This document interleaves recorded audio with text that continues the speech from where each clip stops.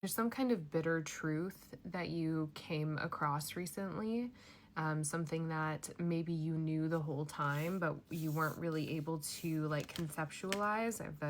This is that like kind of big idea, this conceptualization. And the way that it's manifesting for me, the way that it's showing up is like a lot of little details over an extended period of time that you've been picking up on.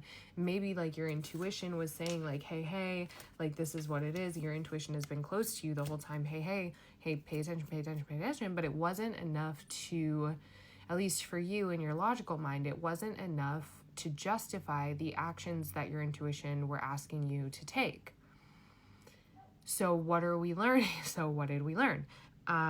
This bitter truth and the realization of that is pushing you into a place where you have no choice but to see, I guess, see the situation for what it is, right? Which for you could end up completely dissolving whatever potential or whatever, you had created to be there. I think that now there's this kind of, I guess, one of the things that I kept hearing and preparing for this reading was like picking up where you left off,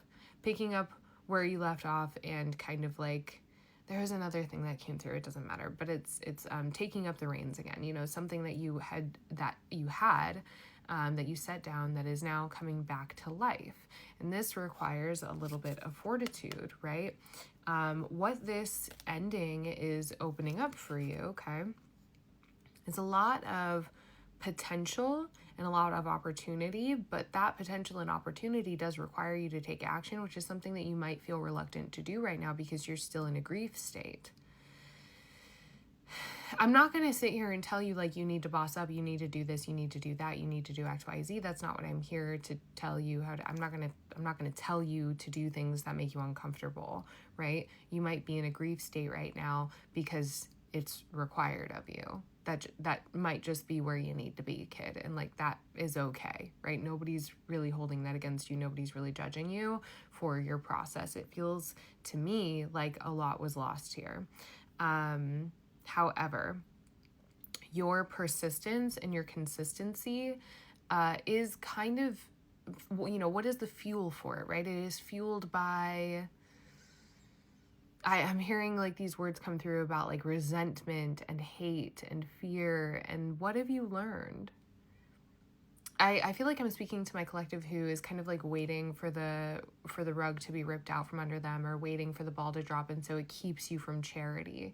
You know what I mean? Like if you're waiting for the ball to drop, or if you're waiting for the world to end, if you're waiting for the night to come, or the day to never break, like what kind of reality? There's no charity available to someone who is believing that that's true. You're tapped, and you're doing it to yourself. And this isn't, this is learned behavior. This is going to take a lot of time to kind of reframe and reform for yourself, but you are actively robbing yourself here. Okay.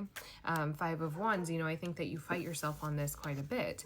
And one of the reasons why I'm kind of taking this approach here is because I can tell that this collective really is waiting for some kind of ball to drop, some kind of change to take place. And I don't think that, or something to hit. Like I keep seeing like a wrecking ball on the Tower card, but it's like, is it really going to be that crazy big bombastic event that you and your subconscious might prefer, right? As an external verification and validation of the idea that like nothing is really safe. The foundations in your life are not sturdy, right? Like that's what that would do, Temperance here. But like, what if it moved at a slower pace? If the foundations in your life truly are not sturdy, you're looking for proof of that. But what if that's not true?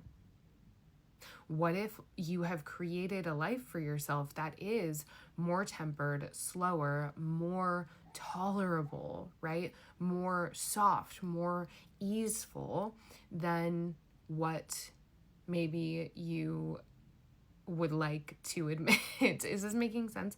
Like what if you were successful in manifesting that soft life? What if you did it?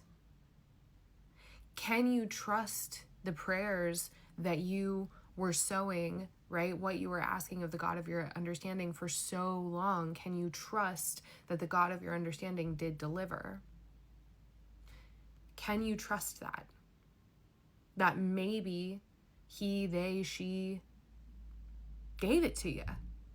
That you have something to work with here. You asked for stability and you got it. Why are you waiting for the ball to drop? Whatever it is that kind of dissolved might have been the very thing that was, perpetuating this mentality. And I'm hearing something about appetite for destruction, right? Of the very foundation that you prayed so hard for. What if that thing that was dissolved was exactly the thing that was perpetuating that fuck-ass mindset that you've been carrying since you were a kid? It's not your fault, but it is your responsibility. Ooh, baby, you're pulling big sister out today. I haven't held y'all accountable like this in like just in a conversation, a collective reading in a long time. At least it feels like I've been a lot softer on you guys. Okay. King of Swords. Okay, we've got a couple of things here. So 7 of Pentacles, you saw the 10 of Cups, Temperance, the Lovers, Hanged Man, the 3 of Swords, the 4 of Wands. Again. This period of grief over any kind of friendship or relationship that was lost, it is passing, but it is one that I think you really wanted. And so you're kind of like maybe being hypercritical of yourself or of the other person or of that situation, whatever this was. Maybe you're being hypercritical because you're like, this can't be it. Are you serious? This is it? Oh, really? And it's like, yeah, baby. Yeah. Sorry. Like, that's what it is. What are you going to do now? I don't know what to tell you except that like better times are coming. Like there's not really much more to that. Like people have shown you what it is. Can you accept that? You can take your time to grieve, right? Patience kind of falling out here. You can take your time to grieve. You can do whatever you need to do, baby. But like, I think what I'm leaning into it here is this idea that you do need to take action on something, and I can feel collective resistance. I'm tired. The Joy card came out, express, open, rage at the bottom of the deck. Let's get a little bit more. What is your compass? I've spoken to this quite a bit, okay? What is your compass? Is it joy or is it rage? Open, joy, express, observe here. This is the observe card. Let joy be your compass. What is your compass? I'm going to leave this reading here. I feel like I've given you enough to chew on, kids. I'm going to show you these last few cards that I pulled before I started filming. Modest Fortitude, which if you know, we love this card. Inspiration. Safety. And underneath safety was starting over. And underneath that was playing boss and bashfulness. At some point, you get brought to brass tacks. You can get to brass tacks or you can get brought to it, right? I would encourage you to get there first. You can take your time, but I would encourage you to get there. The times that we're in really reward action. Dreamy, loving, excited, lofty vision met with action. And you can do that.